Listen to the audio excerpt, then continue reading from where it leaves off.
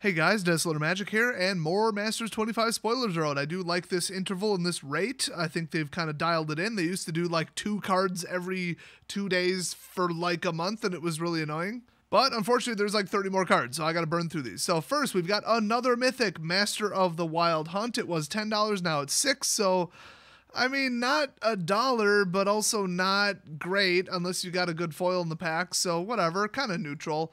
This was a cool card. It was from the 2010 core set, and that was it.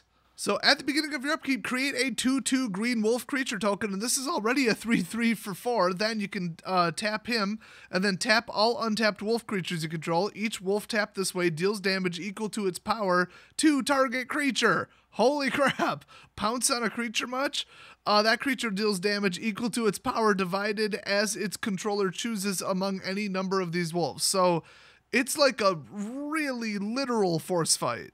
Like, this is like pretend combat. I mean, it's pretty wild. This is so neat because it's kind of like really flavorful, unique, repetitive creature removal. So that's just cool. This would be a riot in a draft, so I'll give them a pass. Next up, we got Mana War. It's a common. I'm not going to look up the price. I'm just going to look up the price on rares and mythics just to save time here. So when it enters the battlefield, return target creature to its owner's hand. So yours, theirs, whatever, and it's a 2/2 for 3. So, you know, not amazing, not terribly unique, but whatever. All right, next up we got Blue Sun's Zenith, one of the 5 Zenith cards, of course, 5 colors. This one's triple blue and then X, and target player draws X cards, shuffle this card into its owner's library. So, I don't know, I just think there are way better versions of this card, which is why it's about $1. Oh, another wasted rare slot. I mean, the card's pretty famous, but it's not, like, good. Next up, Miko Koro, Center of the Sea. This is actually $7, which is not too bad for a rare. It's kind of your baseline rare. And it can tap for colorless, or you can pay 2 and tap it, and each player draws a card. Why you would ever want to give your opponent that kind of advantage is beyond me, other than combos and some kind of, oh, they draw a card, they lose life or whatever. I don't know. This is just not a good card. I'm sure it does something really specific, but just in general, this is not a good card. It is, however, a $7 card, though, so keep that in mind. Next up, oh, look, we've got not fetch lands, so who cares? It's the 2-for-1 special lands, or whatever the hell they're called. I don't know and don't care. All I, thought I remembered was that they're not worth much. Apparently, this is pre-ordering at $14, and the regular one's $22, so I might not be remembering that correctly. The fact that it taps for colorless is pretty cool, and then you pay in one or the other of the color, tap it, and then spit out 2. So you got to spend your mana in sets of 2, basically, because you're generating 1 from the land, so there's your 1, then you're feeding in 1, so there's your other, and then it's just color fixing. So it's like 2 at a time, half color fixing. I mean, you can see why I don't think that this is particularly good. It's very restrictive, but it doesn't come in tap, so it's not that bad. At least it's money. I'm not sure what the other ones are worth, but, you know, whatever. We'll find out, I guess. Very questionable include, though. So next up, we got Reef Worm, which is a whopping 79-cent rare. Wow, just bringing the power with this one. This is another Commander 2014 exclusive card.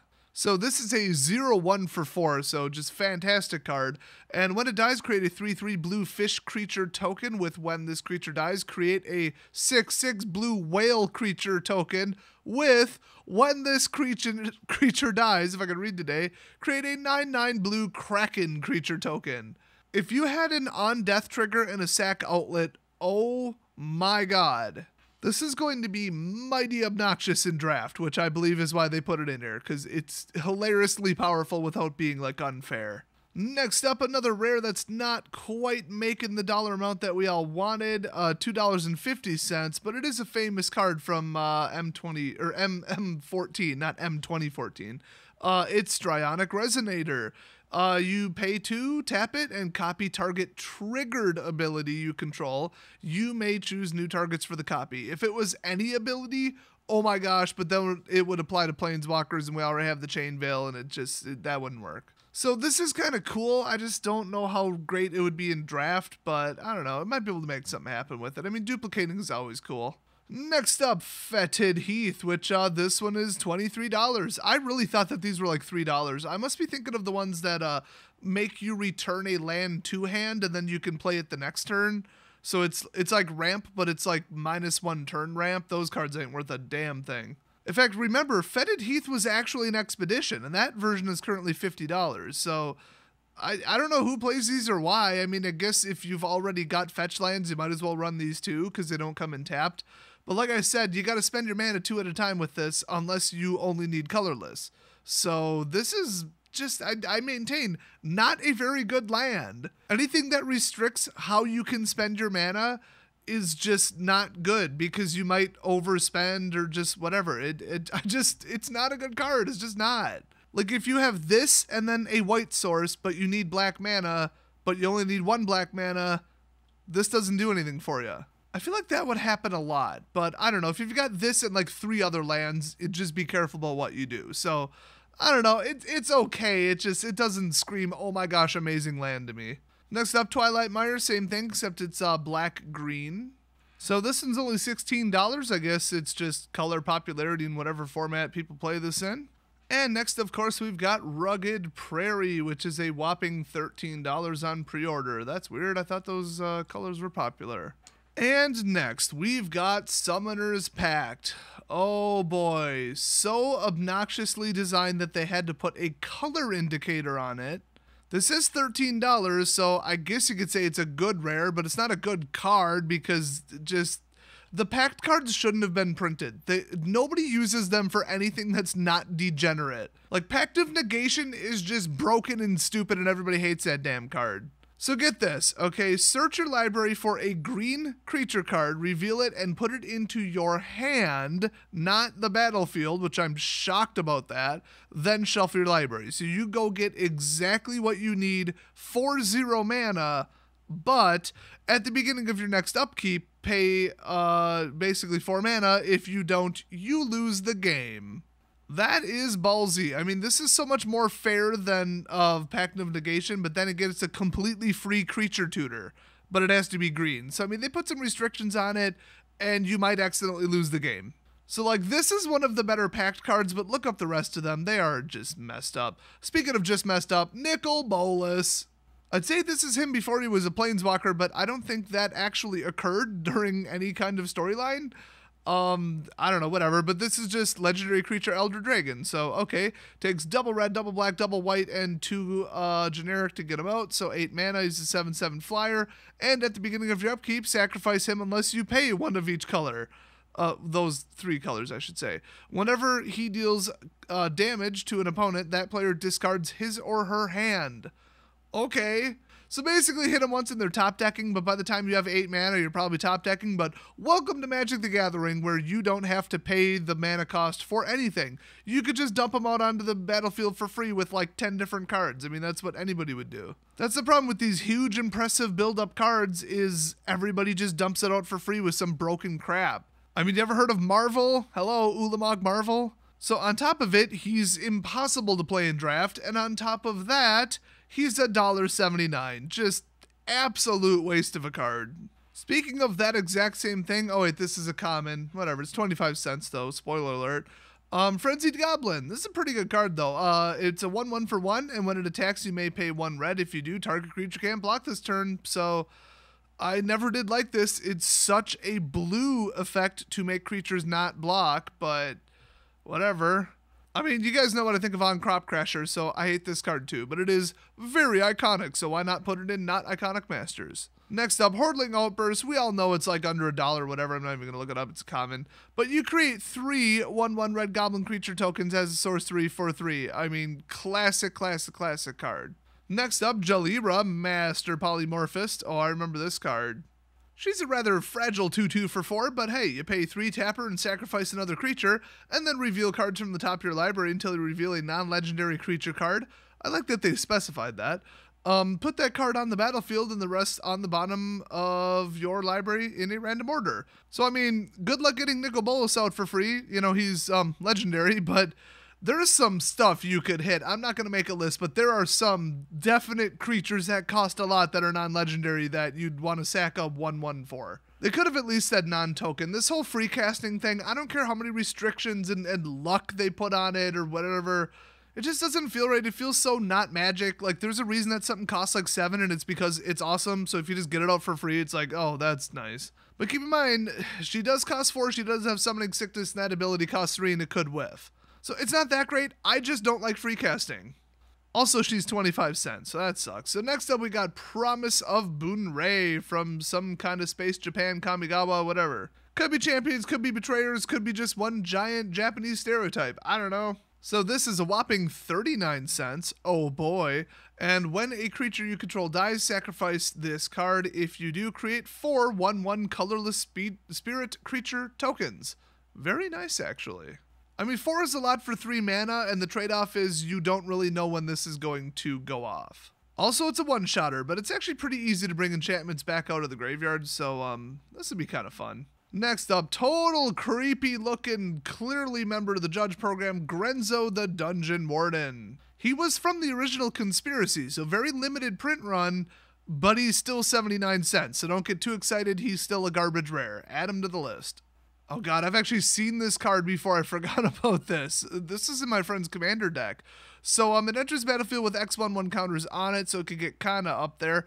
And then if you pay 2, put the bottom card of your library into your graveyard. If it's a creature card with power less than or equal to Grenzo's power, put it onto the battlefield. So if you can add additional counters to them, because they're just counters. They're not like charge counters. They're just counters. So use the counter doubling spell, boom, and then just ta-da.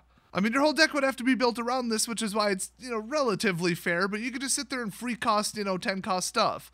But at that point, you've got a 12/12, and you could probably just win the game with that. So it's not intrinsically unfair, but you guys know free casting is annoying and broken. Next up, Merfolk Looter. This card has been printed to death. I don't think we really needed another one of these. It's a 1/1 for 2, and you can tap it and draw a card, then discard a card. So typical Looter ability. Whatever, I mean, if you missed your Aether Vial in your opening hand, this will go get it, I guess. I don't know. Does anybody even play this card? Next up, Invigorate is a 3-cost instant, and if you control a forest, rather than pay its mana cost, you may have an opponent gain 3 life, which is interesting because target creature gets +4/+4 until end of turn. So, in fact, who cares how much life they have? Double strike?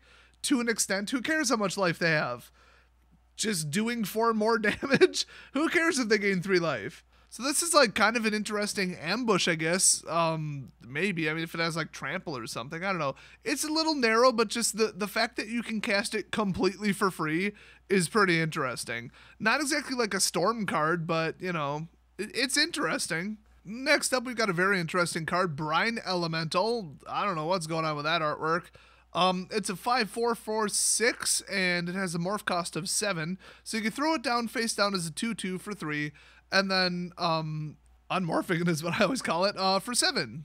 And when it is turned face up, each opponent skips his or her next untap step. Ouch! I honestly think there are better ways to do this, but nothing comes to mind, so I don't know. It'd be kind of fun. Just remember that you need 7 mana. Now, you could just skip that entire thing and just drop it out as a 5/4 for 6, which is not that great of a creature because it's just a vanilla creature. But, I don't know. It's all right. It's a neat little trick. I always like morph. Next up, Vesuvan Shapeshifter. As it enters the battlefield or is turned face up, because it has a morph cost of 2. That's right, 2. You may choose another creature on the battlefield. If you do, until it is turned face down. When would that ever happen? It becomes a copy of that creature and gains at the beginning of your upkeep. You may turn this creature face down. Oh, that's when it would happen. Should have just kept reading. So repetitive cloner at your choice. This is insane. I mean, you could throw it down for 3 and then unmorph it, as I call it, for 2. So that's cool. So you could have, turn 4, boom, there it is. But having him late game is cool too, because it says, enters the battlefield or is turned face up. So you can just throw him down for 5 and ta-da, cloner. So with this, within a 1-turn delay, you always have the same creature as the best creature on the field, which is pretty nuts. If you have like a really, really, really good creature that has like a good on attack, triggered ability or something, boom, now you got 2 of it. Oh, assuming it's not legendary. So this is just a good card. Unfortunately, it is a mere 79 cents, which is weird because it was only ever in Time Spiral, which was, I heard, a pretty small print run. Next up, Fathom Seer. It has Morph, which is apparently the mechanic of the set, I guess. And the Morph cost is return 2 islands you control to their owner's hands. Okay.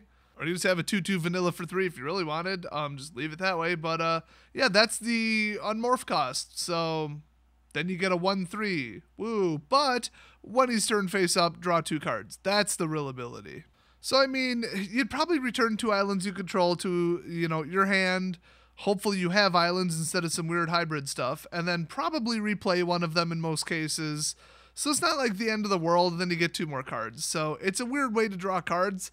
But anytime you could, like, draw cards and change the board state, surprise your opponent with something, and, now you got a 1/3 blocker, and then you get 2 cards out of it, that's cool. So overall, for the mana cost, I mean, this is cheap. You could get this done for 3 mana. Next up, Flooded Grove, the lowest of them so far, if I'm not mistaken, $10. Oh boy, how exciting. I'm so glad I'm doing these by alphabetically and not name. Actually, am I even doing these alphabetically? I don't even know. It seems like it, but whatever. Next up, Isan's Shade or something like that. It's from some weird set I don't recognize the symbol from because it's half covered by flavor text. So this has protection from white, and it's a 5-cost 5/5. So it's basically vanilla 5/5 with a little option of maybe being a little bit better. I mean, it's pretty sweet. It's nothing special, but it's pretty sweet. And hey, triple black devotion. Love it. Next up, another legendary land, Pendelhaven. Oh my gosh. Now this is normally about an $8 card, but it's pre-ordering for $3.50. So unfortunately, yet another waste of a rare slot, unless they were trying to take these really obscure old, like barely printed ever lands and like give them another supply, I guess. Then hey, mission accomplished. But everybody opens one of these is going to be disappointed. Oh, did I mention this is an incredibly stupid ability? So it taps for green, so this is basically a forest plus. So like if this is legal in a format that you're playing and you don't need literally forests, play this. Why not? That said, you can tap it and target 1/1 creature gets +1/+2 until end of turn. Yeah, it's that specific. So have fun attacking somebody with your Elvish Mystic as a 2/3.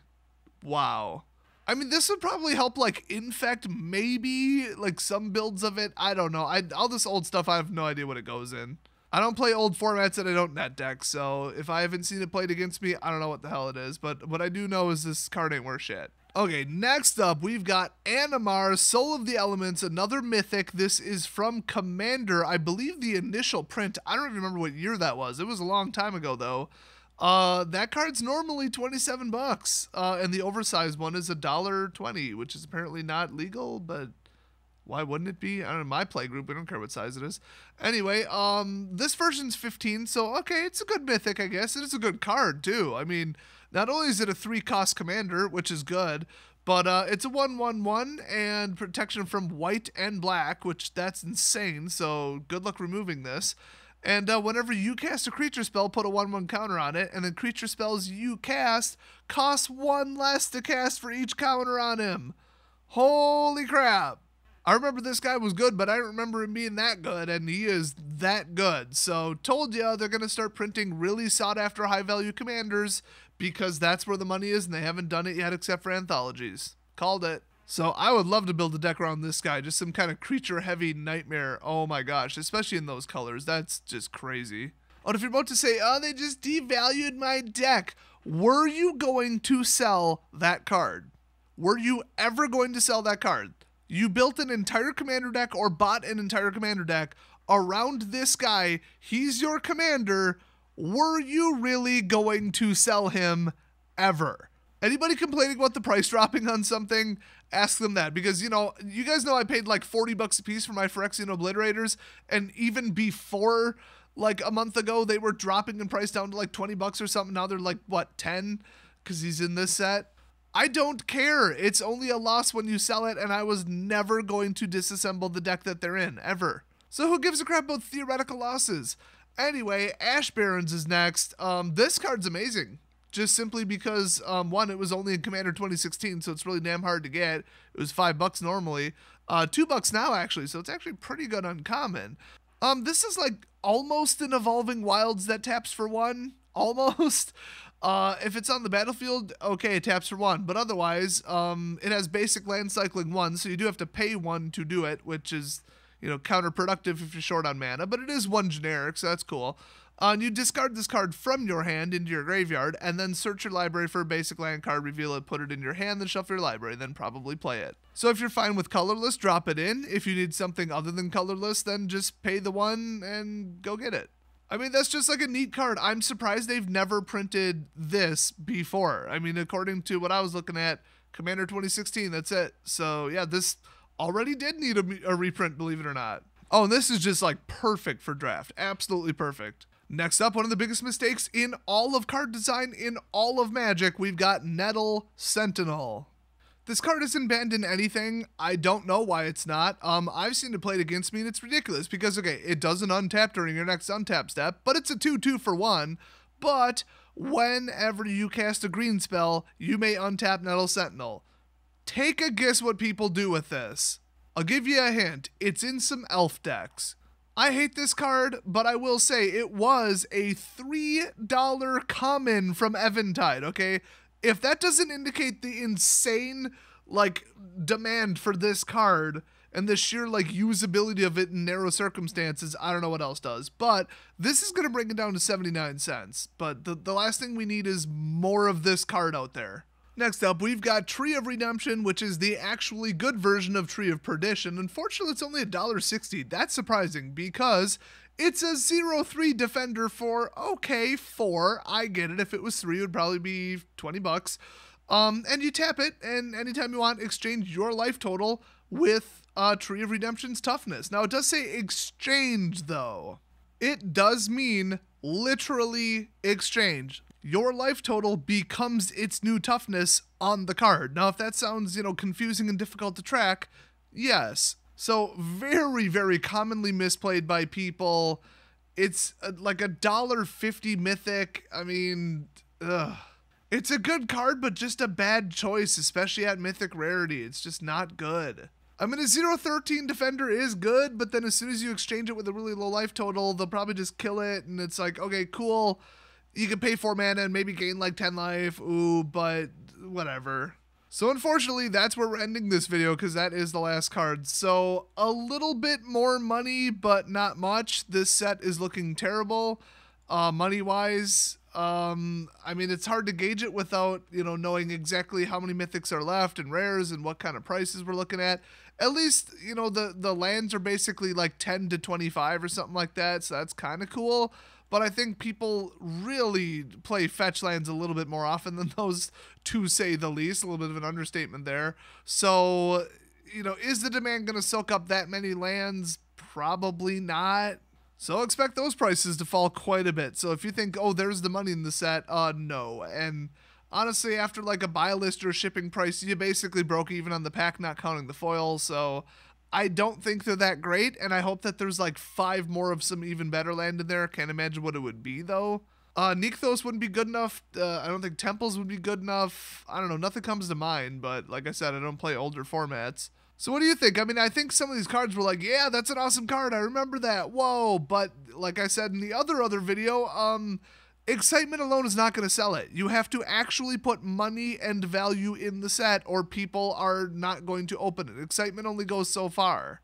I don't personally get that excited about losing money. And I know I get it. It's called spending money, but not really because the cards have value. So the more value they have, the more people are going to open, especially if they're excited about them. So hopefully they're saving the best for last. I think we've seen just about every mythic so far. There might be a couple left. I don't know. I don't even want to count at this point because the mythics are just such a dumpster fire. So hopefully I got some good news for you tomorrow. But until then, I'll see you guys next video.